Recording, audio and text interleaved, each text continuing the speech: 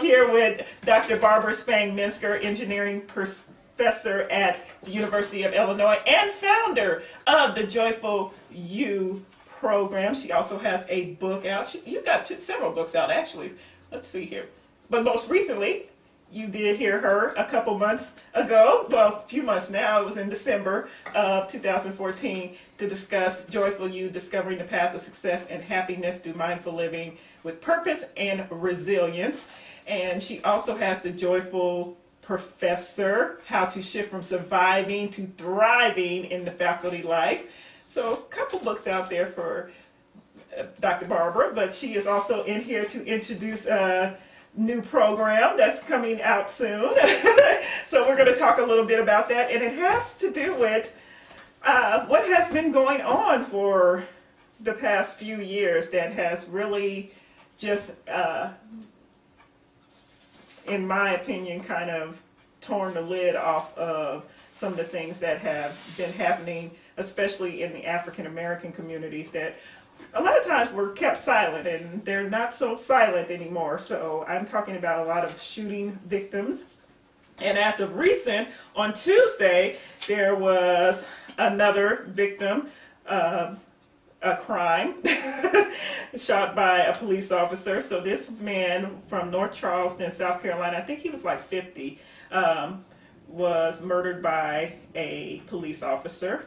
And yes, the police officer has been discharged as well as charged with murder, because this was just during a routine traffic stop, and after some very graphic video footage showing this police officer firing while the Walter Scott was running away. The FBI, the Justice Department, and the Department of Civil Rights are all coming in with the South Carolina U.S. Attorney General's office to file for charges.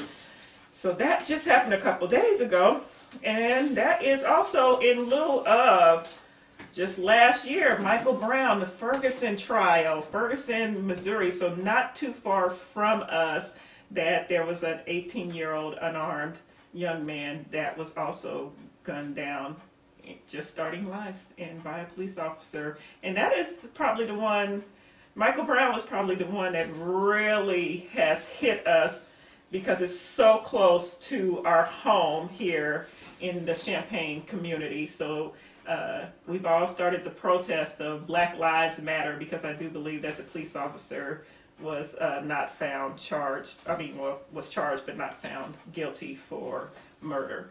And before that, we had, oh goodness, Trayvon Martin, 17-year-old Trayvon Martin. We all remember him in 2012, because that was when the Stand Your Ground law was actually being challenged for that particular situation, because George Zimmerman was basically saying it's stand your ground down in Miami, Florida. So it was Trayvon Martin and wearing his hoodie, and that was what actually started to generate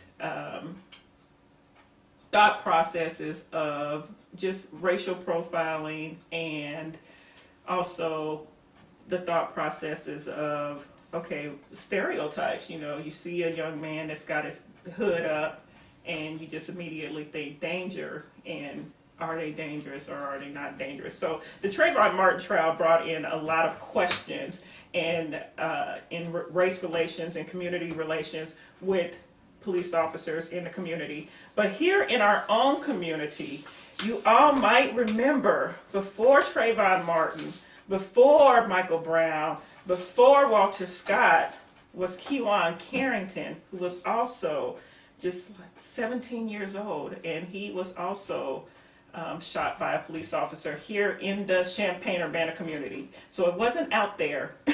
It wasn't over there. It wasn't, you know, across the world. It wasn't in the Middle East.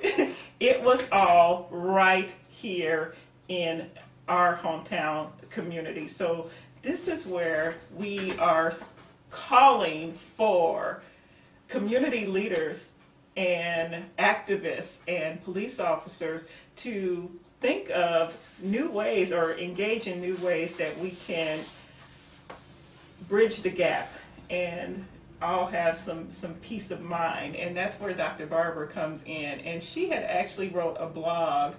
Let me see. Oh, it's on my other computer. I got it bookmarked on my other computer. Well, yeah, I'm not that one. I'm actually talking about the old one, yes. Okay. And so I am going to addressing injustice. And let me just play a song real quick while I bring that up. So let me play a little bit of, how about Harold Melvin and Blue Notes, Wake Up Everybody, if the caller will call back. Okay. All right. Well, caller, you can call back. and I'll put this on pause. But anyway, Dr. Barber wrote a post in December of 2014, actually after our conversation on here at WEFT, and I had asked posed a question about how do we address these shootings, and how do we address the people as well as the parents. Who, I remember it vividly. Yes. Because it got me started thinking about this, and you asked me what I would have to say to the parents of the young men who had been shot. Yes. And that's what led to this blog. Yes, and so she wrote a blog, and it says, I'm just going to read a little bit of it, the first paragraph of it. Last night I was driving home through downtown Champaign when I noticed a group of protesters at nearly every intersection holding signs reading Black Lives Matter. I've lived in Champaign for more than 18 years, and I've never seen a protest of this size, especially in the middle of town. Many were students from local high schools, their teachers, and other community members, all turned out on a bitterly cold December day to face the winds and potentially negative responses.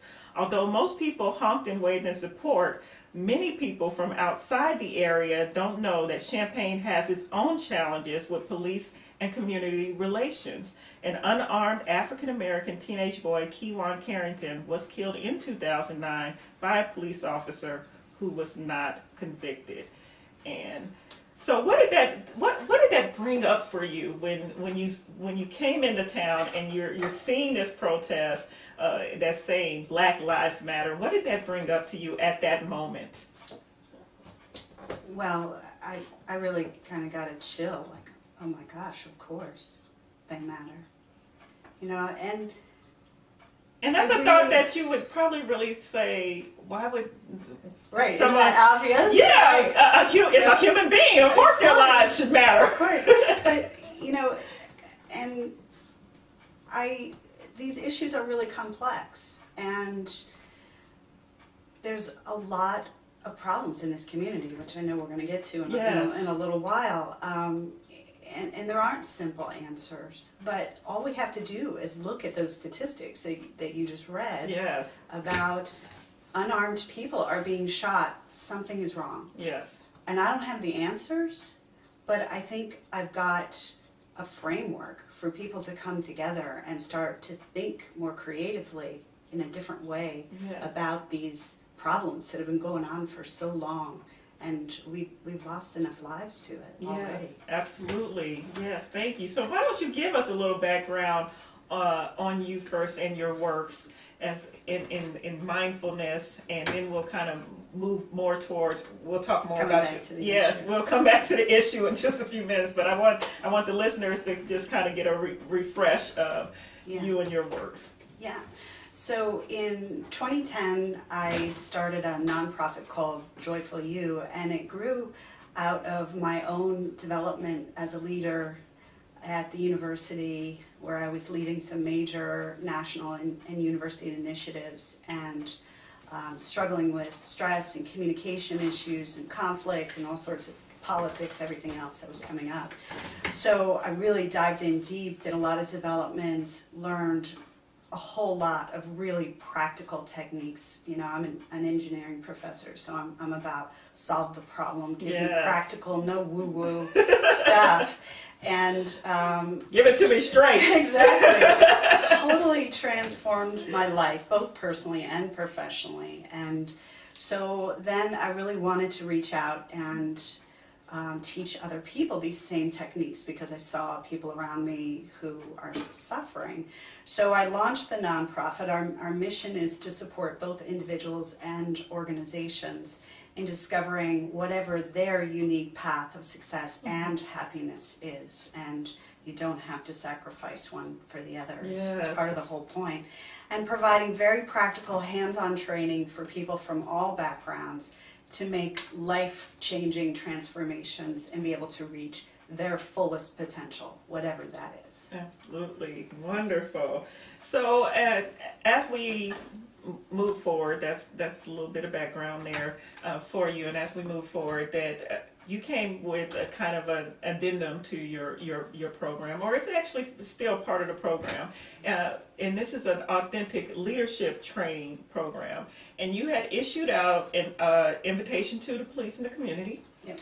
And this was, of course, based on the recent events in Ferguson and North Charleston, South Carolina, as well as Yeah, and I hadn't Piedmont. even heard about the thing in North Carolina when I wrote that blog, and I think it was about the same day that they both came out. Yes, So yes. So that was amazing that all came out. But this is a pilot program, and you're kind of taking. Actually, it's not a pilot program. It's I've been teaching leadership for a little Okay. while now. That was a pilot program in Hillsborough where Yes. they actually used the mindfulness training that I'm teaching as part of this larger authentic leadership training. Okay, so why don't with you tell police me more about the officers. authentic leadership Yeah. training itself? Okay. So this is just launched, and it's called the Joyful You Authentic Leadership Fellows Program. Okay. So this is a program that supports emerging and current leaders to really take their careers to the next level by engaging in, deep development work. One of the aspects, there are a lot of leadership training programs out there, but what's different about it is the focus on resilience and mindfulness training to give leaders the emotional intelligence that's needed to succeed in today's complex And what is world. considered emotional intelligence? Yeah, so that's all about the intelligence of how to react. Well, our natural tendency sometimes is to react. Mm-hmm. Our brains are always scanning for threats and always looking for, is the saber-toothed tiger going to jump out of the Yes, jungle the and survival kill me, mode. right? So Yes. there are The flight or very fight good reasons response. why we have those survival mechanisms built in. But in today's society, a lot of times they get triggered when they shouldn't be because it isn't really a life-threatening situation. And that leads to a lot of stress in the long run, but also reactivity and the kinds of explosive responses that we can escalate. And like what we're seeing in these police confrontations. And the power of it is that either side has the power to back off, because it takes two to engage and Right. escalate a situation. Yes. So both sides have the power to do something about it. And these techniques are based on really solid medical research that shows their benefits Okay. and that we're teaching. Oh wow! So that is wonderful. So what are the facets of the program? Yeah, so there's three parts to it. The first part is leading with purpose. Okay. And a lot of times, when organizations, businesses, for example, they might be saying, oh, we've got to make money, so we're going to do what it takes to make money. But that really doesn't work. You have to figure out what's our mission, and then you have to put your mission first. Okay. And then if you do that mission better than anyone else, the money's going to follow. But you cannot start from the money. Right. You have to start from the mission. So that's the purpose part. And figuring out what is that mission, and then engaging others in a common purpose.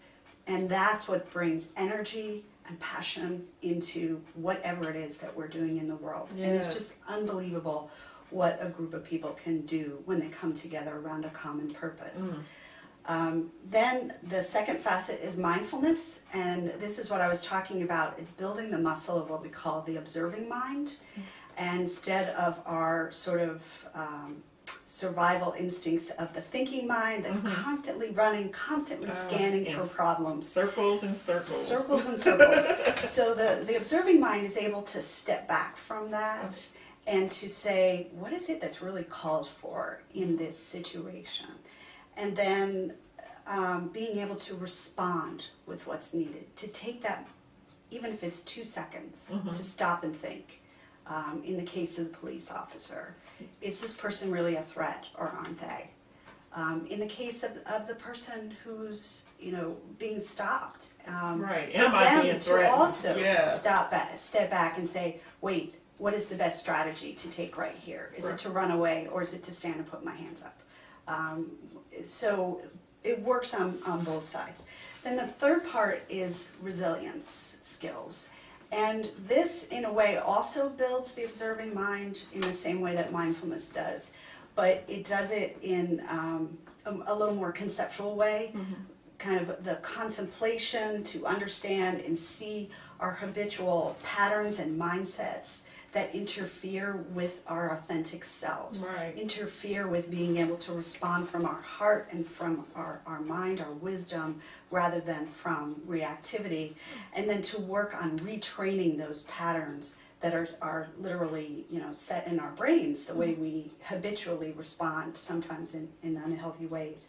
And then also bringing some creativity and being able to navigate through uncertainty and conflict and difficult relationships, to stay grounded and have that spaciousness in the mind to say, okay, well, how can we come up with a new and creative solution that's different, and bringing what I call realistic optimism to that problem. It's not Pollyanna optimism of, oh, everything's going to be just fine. And it's sunny and it's rosy. That's me sometimes. I'm like, in the clouds, in the sky. Yeah, so realistic optimism is about accepting where we're at and saying, yeah, this is a really difficult situation. It's been very entrenched. So what positive steps can we take to deal with this problem? Let's get past the arguing of who's at fault or what really happened. Yeah, all that has to happen. Justice has to happen. But separately, we have to look at the larger issues in the long term of what needs to happen to address these problems in a positive way that will start moving us in a way that will solve them in the long run. And how can this authentic leadership help community relations, community leaders, and teachers or anyone who wants to be involved to start bridging that gap and start living more authentically and mindfully? Yeah, so it's really about having those emotional intelligence skills, the skills to be able to step back from the current situation, bring a group of people together, some of which may be very angry at each other, and be able to start a dialogue to say, okay, well, we all understand some really terrible things have happened. So let's look at what the facts are, and now let's look at what can we do in a positive way to address them. And I think I don't have the answers myself. I have a framework and some techniques that can bring the people together who, when they start having that conversation and getting creative, they're going to come up with those answers. Wow. I pulled up the video from the pilot program that was in Hillsborough for the police officers talking about mindfulness. And as I was watching it was very interesting listening to all of these different police officers, especially ones that were basically saying, I don't tend to get in touch with my emotions, and this helped open me up and broaden me. And so I wanted to play a little bit from this video because I thought it was really an interesting concept to bring mindfulness in something like police training. And I know that police officers are trying to be more mindful, especially I have a daughter with a disability, and so I've had a couple police officers who have come to me and told me about like just training in autism. And so these training programs are coming up, but I really liked this thought process because, like you said, it kind of was like it took in the overall in a greater picture, and it doesn't have to be just used specifically for a specific set of people. It can be, Right. it's just engaging in everyday life with That's right. yourself and with others. That's right. So I just wanted to play. Let me see if I can get something up here. A couple of these. You're listening to 90.1 FM WEFT Champaign. In the biological, in certain ways, and your training does that. It's some of the best training I've ever seen that does it. Now I've observed mindfulness-based training. If the body's trained, then it's easier to normally take your breath, get more oxygen in your brain, in your body. If you're there, and now you're ready to talk to the person in the corner who wants to kill themselves, who's angry, who's upset, then you can be more effective in communication with that person. So that's really what it means. That was the police chief But speaking we in need Hillsborough. Go ahead. That was the police chief speaking in Hillsborough. Go ahead. You don't want to say, forget everything you learned in the academy. We want them to recognize they learned it in a generational way, a little different. If you understand the concept of mindfulness, and you understand the concept of recognizing yourself and your body, and your mind and your spirit. Part I wanted Body, to mind, play. and spirit. I think it was further down, but I didn't get it up. That's all right. Without acknowledging it, it will just do it. Body, mind, and spirit. So remember, keep those things. Be careful when you say that to some officers, because they're going to think spirituality, spiritual, that and they're still with me. But once we kind of get there, then they're set fundamentally, and then they can move on, and even in going into a deeper realm of recognition, and also. The best part of this for the community, of course, is a higher level of skill. And that was the police chief of the Hillsborough, what is that, North Carolina? No, Oregon. Oregon. Hillsborough, Oregon. Yeah, and I actually met the guy who established this program was Okay. one of the teachers at the mindfulness instructor training that I completed. Mm-hmm. And he showed us this video and he told us the story. And when he first said he was going to teach mindfulness to police officers, he got the police chief said, yeah, okay, and they opened it up and nobody showed up. Oh, wow. And so How did they it's get people to show up? I guess that didn't work. And then, sometime later, some police officer contacted him and said, I saw that notice and I couldn't make it, but I think something needs to happen here. So we started working much more closely with the police officers to develop a training that would work for them.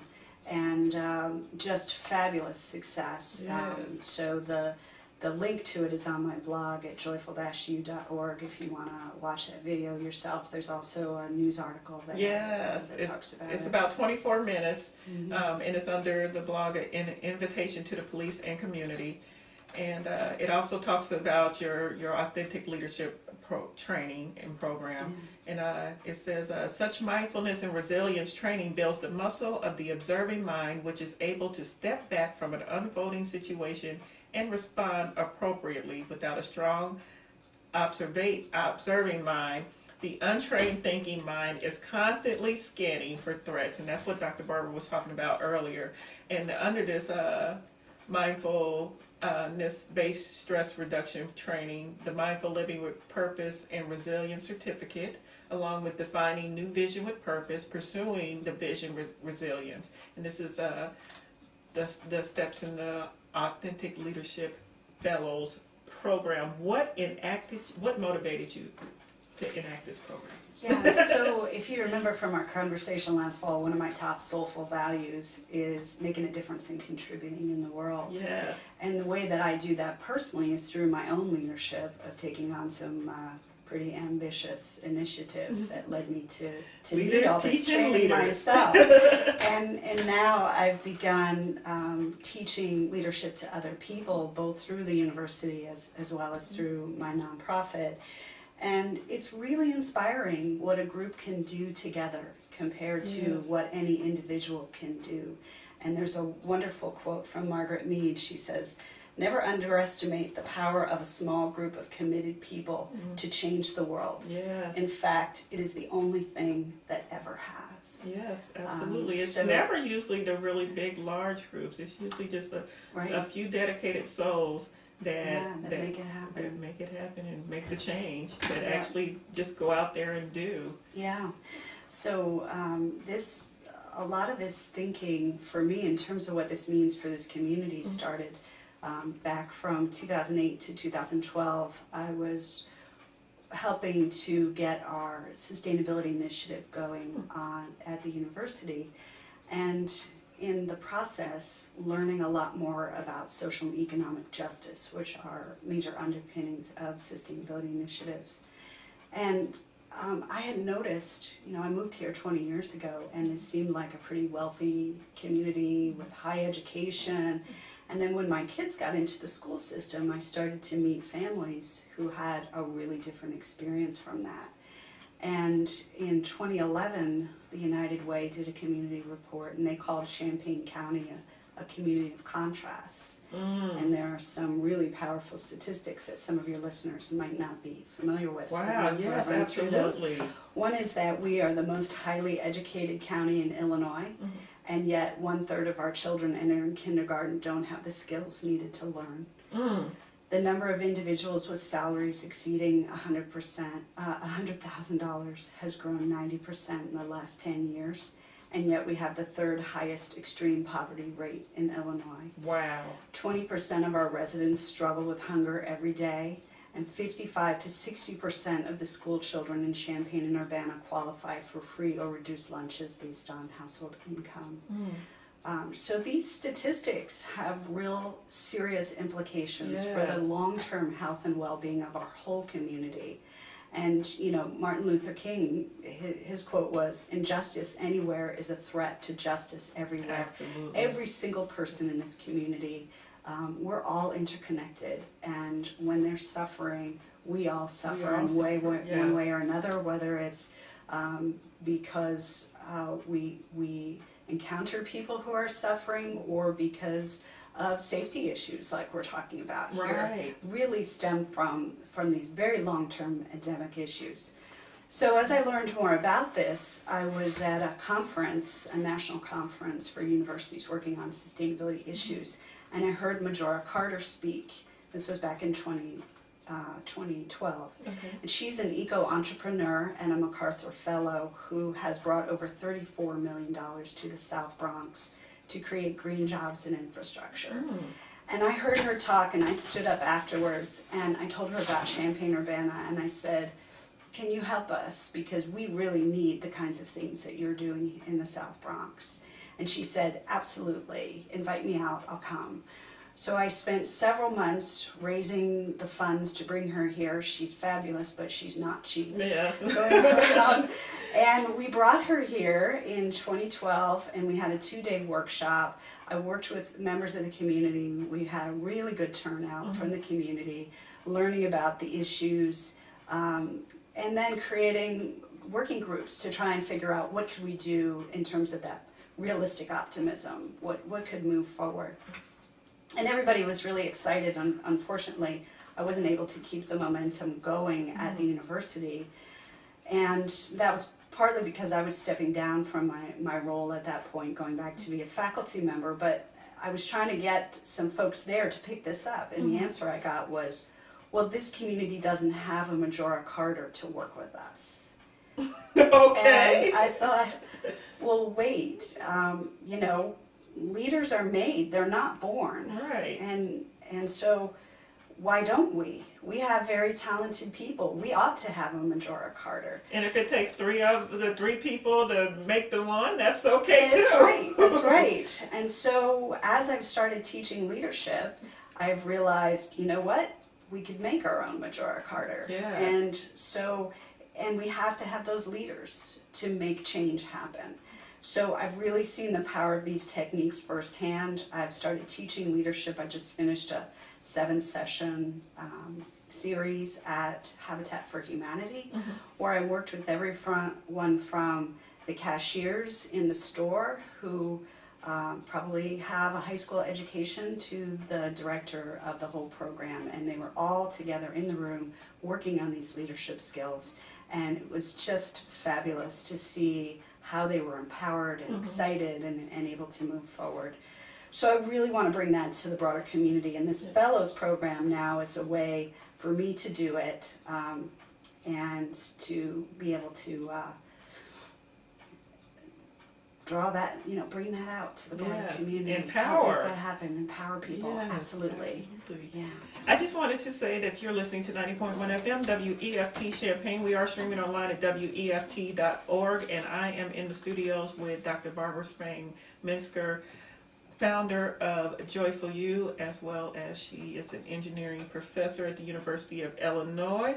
And the views and opinions expressed here are those of the speakers and do not necessarily represent those of WEFT, its Board of Directors, Associate Station Manager, or Prairie Air Incorporated. We are in the midst of Spring Pledge Drive, and that's right, we give these drives twice a year, in the spring and in the fall, because 90% of our funding comes from the community. We are talking about community relations, and 90% of our funding comes from the community and from individuals and local businesses like yourselves. Give us a call at 217-359-9338 to pledge your support, show your love. You can also go online at WEFT.org and click the support button. You can come down to the studios if you're in the downtown area, 113 North Market Street in Champaign, or you can send in your pledge, WEFT 90.1 FM, P.O. Box 1223, Champaign, Illinois 61824. And if you like my music and my interviews and you like what I do, you can always put on there that you are supporting the Soulful Thursday Morning. But you can support any of the shows. Of course, we have our jazz that's going to be coming up here in about 15 minutes, and blues, all kinds of different people, rock, reggae, we got it all, Celtic, and of course our public affairs that like none I have listened to before. So 217-359-9338. Dr. Barber, since we are kind of talking about support, you, as part of this fellows program, you also have enacted a scholarship program as well. So can we talk a little bit about that? Well, we've got about 5 minutes left. And I want to get that in. So the scholarships are to help cover the cost, and they're available for up to 90% of the cost of the leadership development training. This kind of training is very expensive. I do my very best to keep the costs as low as I can. We are a nonprofit. Yes. If you go out there in the market and you look, this kind of training is a whole lot more expensive. Right. But I recognize that there are a lot of people who need it who are not able to pay that much. So the scholarships can cover up to 90% of the cost. I like people to have a little bit of skin in the game so that they've covered a little bit of it themselves. Yeah. We're taking enrollments anytime through our website at joyful-u.org, and then we'll make decisions about 4 weeks before each of our foundation courses. So the people who are enrolled will go through our 3 foundation courses on leading with purpose, mindfulness, and resilience, and then those courses are open both for personal development as well as leadership development. We'll have breakout sessions for people for the fellows themselves during those courses, as well as separate small group and individual coaching for them. And that's where the real commitment comes from me, is that I'm really committed to these fellows, that I will be working with them one-on-one, not only during the 1 year when this program lasts, but throughout their careers, that this is my investment in making a difference in the world, which is why it's an application program, because it's going to take my time, and I need to be, there's only so many people I can work with, and I want to make sure that these are people who are going to be able to go out there and really make change happen. Oh, wonderful. Yep. So if anyone is interested, as well as wanting to apply for, where can they go? Our website at joyful-u.org. If you go under programs, you'll see a new link for Authentic Leadership Fellows. And April 17th is the next deadline for our mindfulness course that starts May 5th. Okay. But then there's another course, May 29th, our retreat on purposeful living, and that'll be a little bit later, and we'll keep offering things so people can roll in at any time when they're ready. And there's also a place there for donations for the scholarships to help make this available to as many people as we can. Yes, I'm looking at the website now at the Yep, very so there's bottom. application and then there's donation. Yes, I see. So you have to scroll all the way down to the bottom under the Joyful You Authentic Leadership Fellows Program. Oh, well, it just says Authentic Leadership Fellows under your Program and Services tab. Yeah. So, and then scroll all the way down, and you'll find the application link as well as the donation link. Yeah. And I love this quote from Vince Lombardi. Leaders are made, they are not born. They are made by hard effort, which is the price which all of us must pay to achieve any goal that is worthwhile. Absolutely. I love that. So you can transform your life, but you're gonna have to put some work That's in. right. You're gonna have to put some work in. You can do anything you want to do, but you're gonna have to work for it. And sometimes That's we just. But the payoff is It's- so worth it. It is so worth it really because fabulous. you will feel empowered and you will feel successful. And sometimes that's what we feel like we need in life, is to just feel our own value, understand our own value and our own worth, and that's empowering of itself. And that's what's wonderful about this Authentic Leadership Fellows Program, and as well as just opening it up to the community at large so that we can all just kind of heal ourselves. That's right. You know, That's it right. really is, because And it's we a can't personal. make peace in the world until we've made peace within ourselves. Absolutely, and as Gandhi That's the first says, be step. the change you wish to see in the world. So if you Absolutely. want that change, it all, like Michael Jackson says, I'm starting with the man in the mirror. So there we go. That's how you That's do right. it. That's absolutely I'm just right. all full of anecdotes today, aren't I? So yes, you got to make that change, and Yeah. you can start right here. Joyful You Authentic Leadership Fellows Program, Dr. Barbara Spang Minsker. Thank you for coming in so much to talk about this program, and feel free to come in if you ever want to do some updates on it or talk about any other program. Just say, hey, shoot me an email and say, let's do this. And I'll Thank carve you, out some Renee. time for you. Thank you Really so appreciate much. it. You're listening to 90.1 FM WEFT Champaign. I'm Renee Angelah, and this is the Thursday Morning Menu, soulful music, news, and commentary that makes your soul full. We got